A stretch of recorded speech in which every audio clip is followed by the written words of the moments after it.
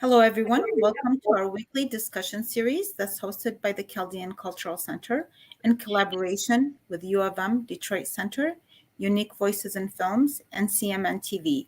I'm your host, Wiam Moon. And today, our guest is Dr. Tessa Hofmann. Hello, welcome. Hello.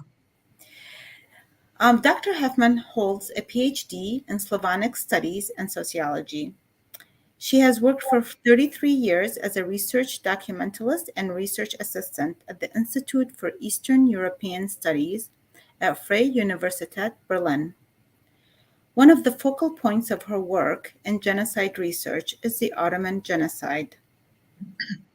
She was among the first scholars to point out that this was not just a crime against Armenians, but has repeatedly referred to the Greek Orthodox as well as Syriac or Aramaic, Assyrian, and Chaldean co-victims. Very interesting, Dr. Tessa. We're very excited to learn about the projects and the work that you have done. But first, if you could share with us what brought you to do this work that you do as a research documentalist. I think there is a little misunderstanding here. I studied Slavonic literatures and languages and then worked at the Institute for Eastern European Studies at the Freie Universität of Berlin, initially as a scientific documentalist. My task was to record and bibliographical document German print media coverage of Russia and the USSR. Then, since 2005, I worked as a sociologist at the same institute, mainly in the field of migration research. More generally, documentation is a prerequisite for any academic pursuit. Of course, this also applies to my most important field, genocide research. Here, too, the first step is to determine which sources are available.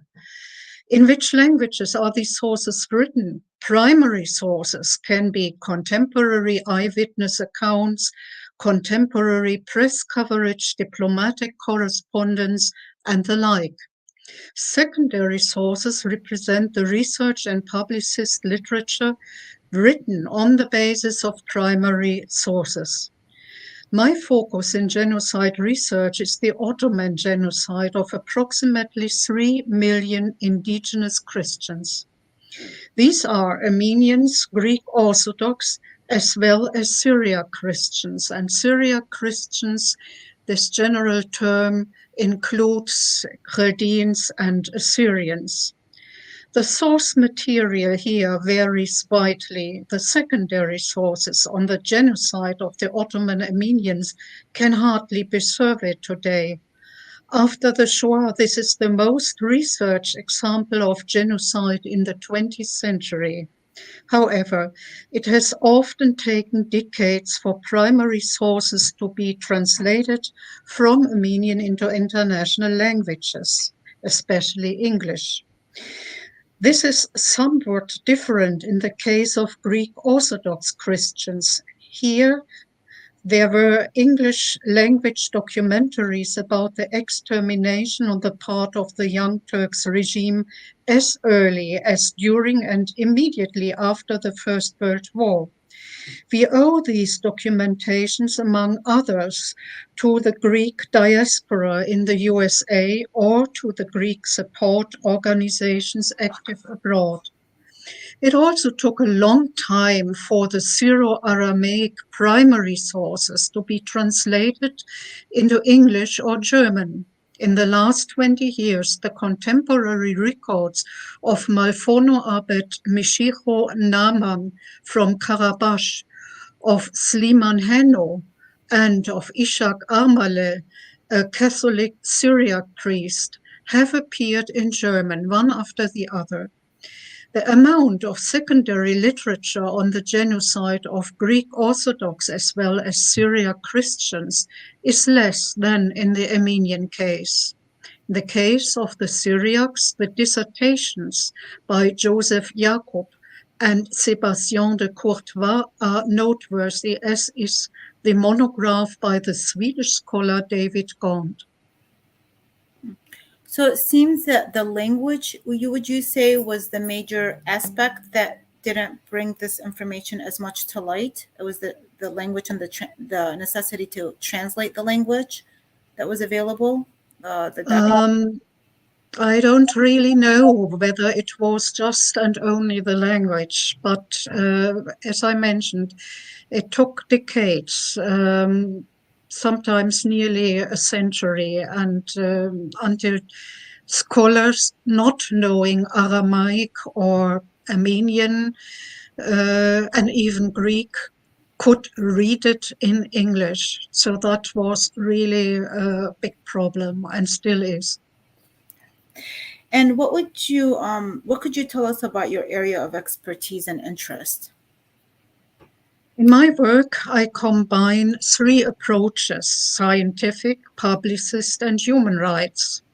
As I mentioned, I studied literature with a focus on Russian or Soviet prose.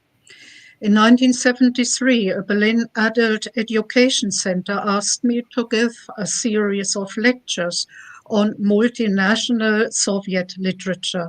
This term and this subject still existed at that time. I devoted one of the 10 lecture evenings to Armenian literature. When I was dealing with Armenian literature and history, I came across a phenomenon. There was an event in Armenian contemporary history which, although it had happened almost 6 decades ago in 1973, was still present and not finished. This event was the Armenian Genocide. To this day, the Republic of Turkey denies that this was a deliberate state crime, thus keeping the wound open generations after the crime. Once I understood these connections, it was no longer possible for me to approach the subject of the Ottoman genocide in a purely academic way. Since the end of the 1970s, I began to volunteer in human rights organizations or, together with others, founded two NGOs dedicated to these tasks. The first is called Working Group Recognition Against Genocide for International Understanding. It introduced a petition to the German parliament in the year 2000 to recognize, or better, condemn the Ottoman genocide. But it then took 16 years for the German legislature to pass a resolution on the 2nd of June 2016, explicitly recognizing the genocide of Armenians and other Christian minorities. To this day, the working group recognition of which I am chair conducts historical education work in a variety of formats, with art exhibitions, literary readings, lectures, public discussions, and guided tours in Berlin and Potsdam, covering the history of Prussian, German, Ottoman, and Turkish histories. The second organization I co-founded is the Association for the Promotion of an Ecumenical Memorial for Genocide Victims in the Ottoman Empire. As far as I know, this is the first time in the world that descendants of genocide victims have jointly initiated a commemorative project, not only for their own group or ethnicity, but for all those affected by the Ottoman genocide. The memorial is located in Berlin's Charlottenburg district, which has the most intersections of German, Turkish, Armenian history. It was in this district that Mehmet Talat, the man most responsible for the genocide, was shot by an Armenian avenger in 1921. And this district is home to one of Berlin's four Syriac Orthodox congregations, as well as two of the three Armenian congregations of Berlin. And Oh, this is so interesting that all this, I never heard about this person before. Erasmus responsible for the genocide. And then the nice thing is that you're saying that the people from the same communities have been able to be involved in this project. We will Yeah. talk in a little bit about how people, if they want to, please let us know. Let's mention it a couple of times, and we'll also include it in our box. What is the website called that people can visit and get more information? I didn't quite understand the question, sorry. The website where you have all these, the genocide website that's You available. mean the name of the district? Oh, didn't you have a website that has all this information? Oh, Virtual Genocide Memorial. Yes, I Yes, come to that. yes, and so we will make sure to include that in the box. Okay, and so how and why did you focus on genocide research in particular? The United Nations defines genocide, war crimes, and crimes against humanity as atrocity crimes, and thus as the greatest possible crimes of all. The scientific reappraisal of genocide, as well as the active remembrance of these crimes, form a contribution to the prevention of future crimes. This is because they signal to potential perpetrators that even after more than 100 years or several generations, the crimes have not been forgotten. Statements by high ranking genocide perpetrators, such as Adolf Hitler, indicate that they relied on short human memory and that their crimes would soon be forgotten. I would like to counteract this. An important element in genocide research is comparison. Each genocide contains features that it shares with others, and it contains singular, unique features. It is important to work out both. Those who study the Ottoman genocide will notice that its execution has a particular cruelty, an element of overkill. The perpetrators were apparently essentially concerned with torturing and abysmally humiliating their defenseless victims before their physical end. And what, how has your involvement been with regards to advocacy for the Armenians, Greek Orthodox, Syriac victims that had endured what they did? What is particularly your work in advocacy in this? Early on, when I was studying the Armenian genocide, I realized that this crime was the best known, but it was not the only one. The first victims of the Young Turks' will to exterminate were the Greek Orthodox Eastern Thracians and the Greek Orthodox population of Western Anatolia during the Balkan Wars. At the same time, they were the last victims of the genocide in 1922, which the Kemalists had been responsible for continuing since 1919. One of my goals was therefore an inclusive approach.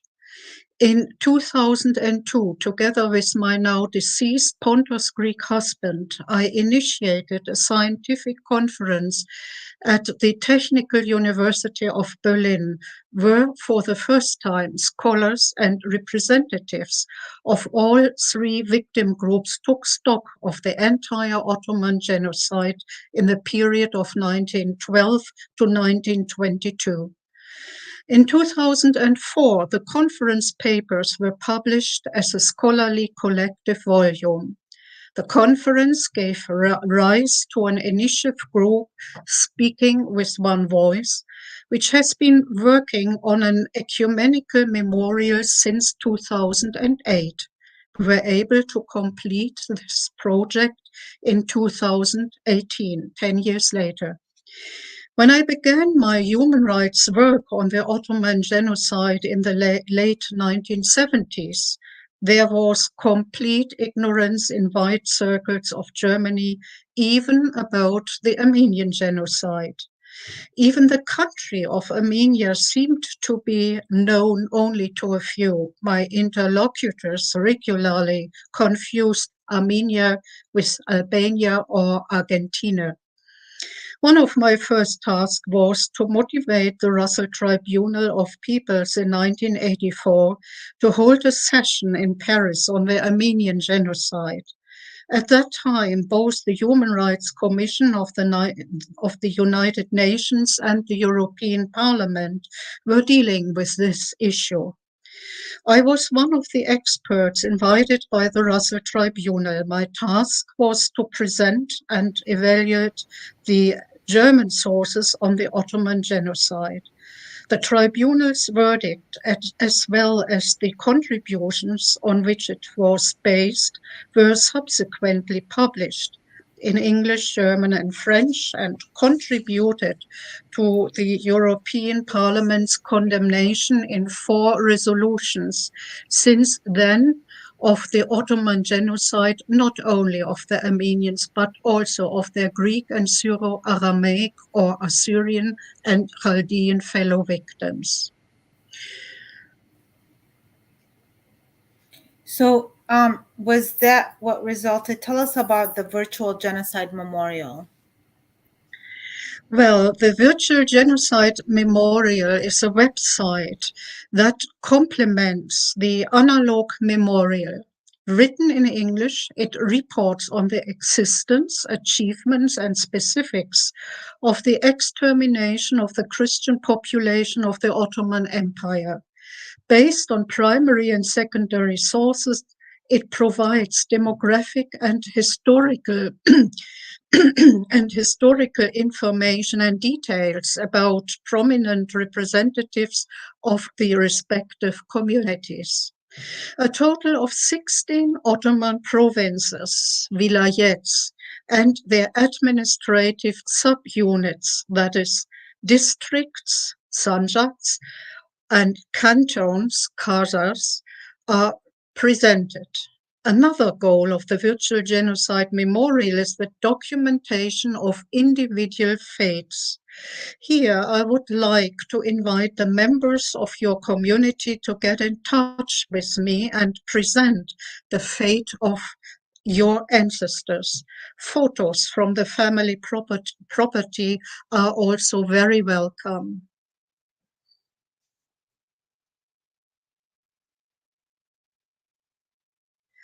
I don't hear you. My colleagues and I, some of my colleagues and I have had the chance to visit the website, and it's just loaded with so much information. And we were just curious. We thought, how did she end up with this image from like the 1800s? And how did she get this and that? It was very, very fascinating, and it will take a while for us to explore, but very rich with information that I think is very useful for our community. And we thank you very much for putting it together. It's very obvious that it's a lot of years of work. What was your biggest challenge with regards to in the area of ancient Mesopotamia in dealing, with trying to reach out to this particular community? Well, I try to explain. I approached the Ottoman Empire or Turkey from Armenia through philology and literary studies. I'm not a Middle East expert, but an Armenianist or Armenologist. Thus, I perceived the ancient empires of Mesopotamia rather from the perspective of Armenian or Urartian history, especially Assyria was a threat to them. My personal interest does not move in such distant historical spaces. Fascinating for me was the history of the northern Mesopotamian city and region of Urfa or Urhoi or Edessa in Greek. Located in a border region between the Iranian and Roman empires, it was a bridgehead between the two cultures and at the same time probably the oldest Christian city-state, despite the Armenian claim that Armenia is the oldest Christian state. This claim is true only if one adds the oldest still existing Christian state. I have a question here, and I think that before we started the interview, you did mention it. So if you can maybe share it with the audience, it says, "What is the total number of Assyrians killed by Turks in 1917 and on?" And I think that you had, prior to our interview, you provided a number that the Assyrians and Chaldeans were under of that umbrella. What were the numbers? Mhm. Well, at the Paris Peace Conference in 1919, the delegation of the Assyrians presented a total figure of 250,000 of Assyrians and Chaldeans massacred during the First World War, not only on the Ottoman territory, but also in the northwest of Iran, in the province of Azerbaijan, which was temporarily twice under Ottoman occupation. Um, and I think that is a reliable figure. Okay. So, what we would like to know is what misperceptions and misconception prevail in Middle Eastern studies regarding this particular topic. I mean, is this because you said what you noticed that where people were not even aware of this topic? I too, early on, years ago, I found out that people didn't even know that Mesopotamia was the same area that Iraq is in right now. And then, once you realize that people don't know some information that are Mm. very important, sometimes there's that tendency to make it a mission to bring awareness to it. In the Middle Eastern studies area, how much of that is focused on? What misconceptions are in that area? Well, as a layperson and not a Middle East expert, um, the significance of religion in this area often seems simplified to me. It is often forgotten that the Middle East is the original home of Christianity and not only of Judaism and Islam. However, Christianity is increasingly endangered in this region, and numerous Christians have lost their homelands due to the radicalization of Islam. Those denominations that were already victims of the Ottoman genocide have been subjected to repeated persecution and expulsion in Mesopotamia.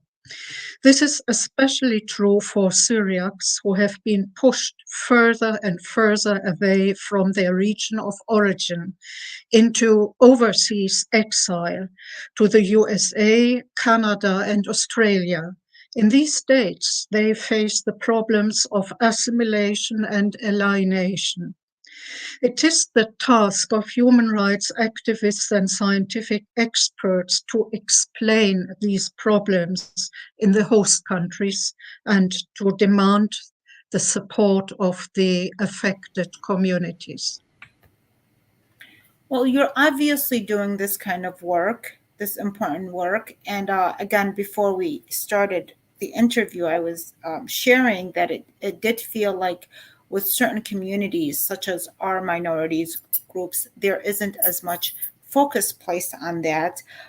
But with your help and Westerners who have understood the importance of why to share these stories and information and statistics, and in your case, building a whole website regarding this issue, um, you know how does your work dismantle those misconceptions, or actually and highlight? I think would like to more what I appreciate about what you're doing is you're highlighting these facts that have occurred, that have seemed that they are trying, that people are kind of just either maybe out of ignorance or intention, I don't know, but whatever it is, it's kind of kept hidden under the rug to a certain degree. Well, in my publications and lectures, I try to present the complex nature of the Ottoman genocide and the role of religion in it. The Ottoman genocide did not occur by chance during a period of crisis and transformation. During the transition from the multi-religious Ottoman multi-ethnic state to the Turkish nation state, religion was not the real driver, and several prominent young Turk politicians were irreligious, atheists.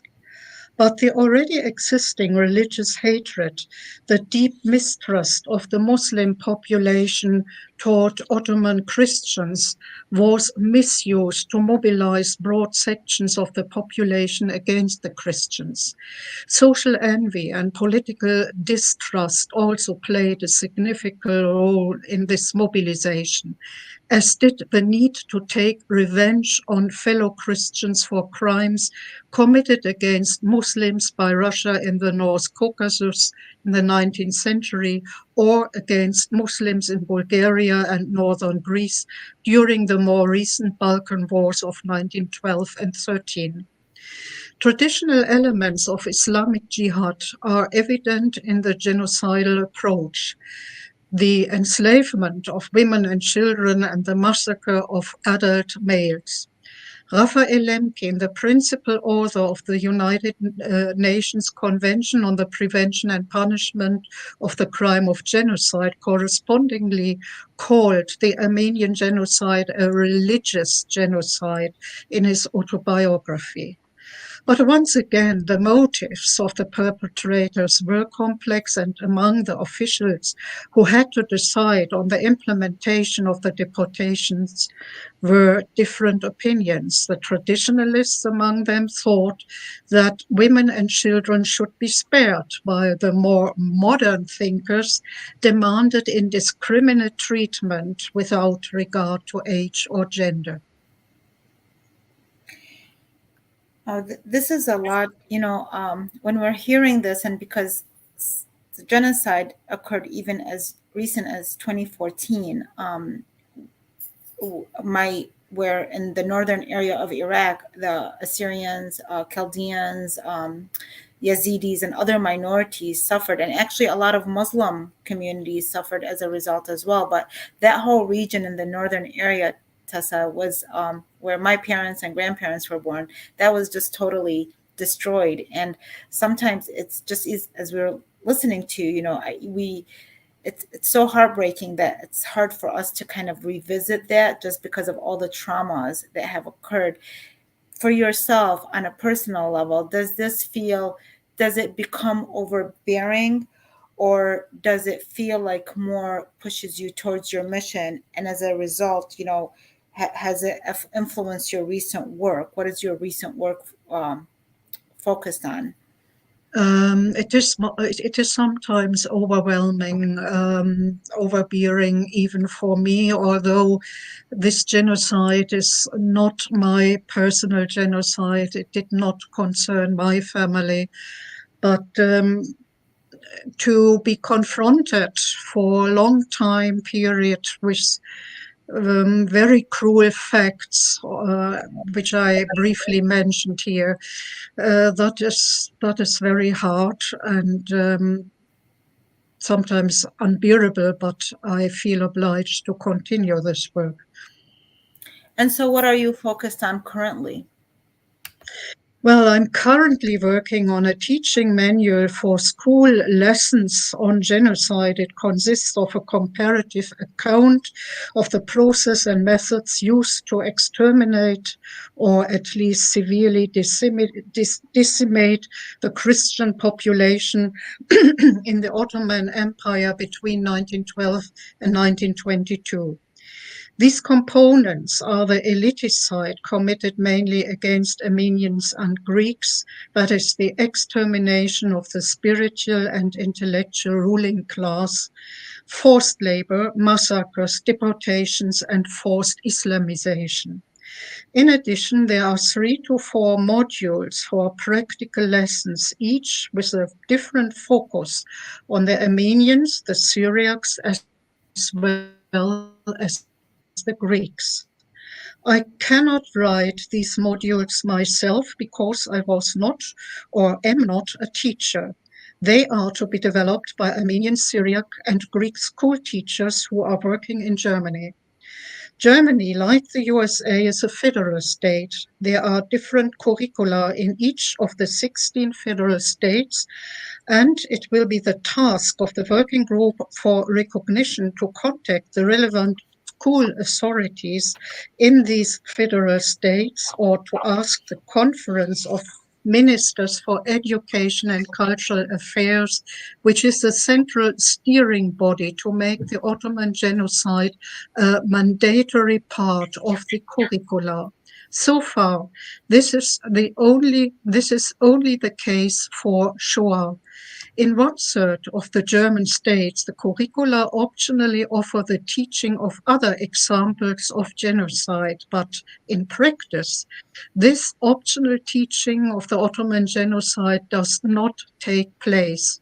In 2016, a German educator described the reasons for this. First, teachers have little or no idea about Ottoman history or the genocide.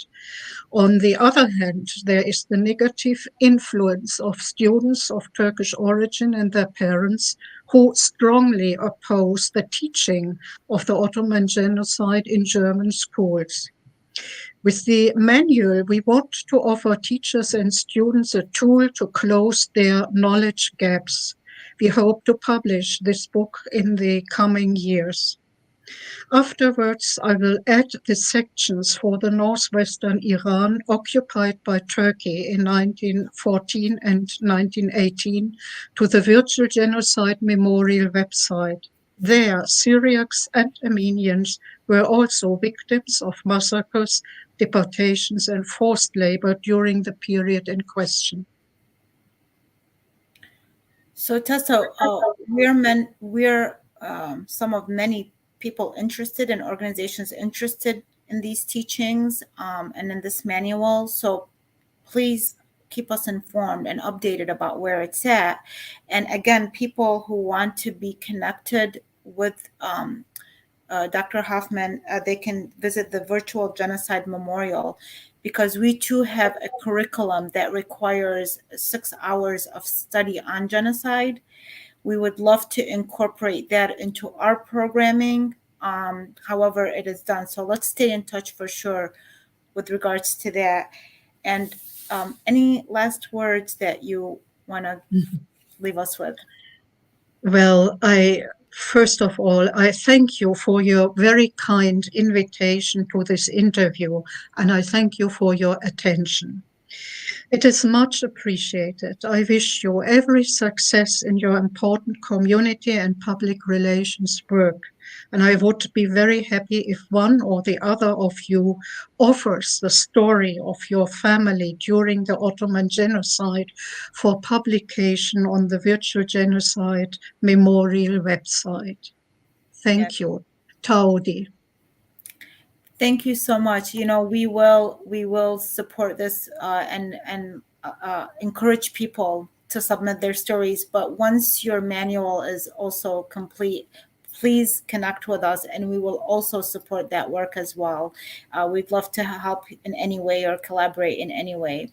Thank you. You're doing, this work is amazing. It's really needed for us. And as I was saying before the interview started, that the Assyrian and the Chaldean communities, because of all the trauma and the oppression that we have gone through, that sometimes we don't have the availability to access or to kind of focus on this area.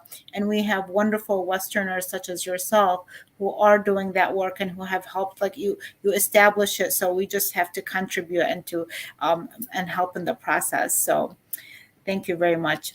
Thank you everybody for watching, and have a wonderful day. Thank you.